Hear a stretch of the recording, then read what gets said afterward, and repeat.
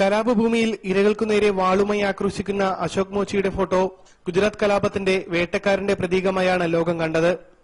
എന്നാൽ വർഗീയവാദികൾ താൻ ഉൾപ്പെടെയുള്ളവരെ മുസ്ലിങ്ങൾക്കെതിരെ ഉപയോഗിക്കുകയായിരുന്നു എന്ന തിരിച്ചറിവിൽ സ്വയം തിരുത്തി ചെരുപ്പുകുത്തിയായി ഗുജറാത്തിന്റെ തെരുവിൽ കഴിയുന്ന അശോക് മോച്ചിയെ അധികമാരും അറിയില്ല.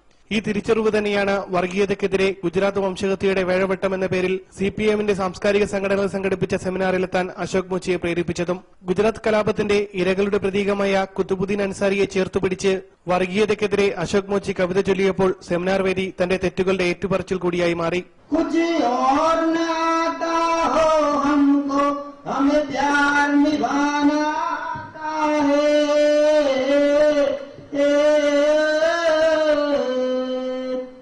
मुझसे मान चुकी सारी दुनिया, मुझसे मान चुकी सारी दुनिया में बात.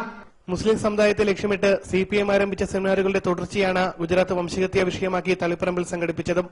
കുത്തുബുദ്ദീൻ അൻസാരിയുടെ ആത്മകഥയും ചടങ്ങിൽ പ്രകാശനം ചെയ്തു. India vision, Kannur.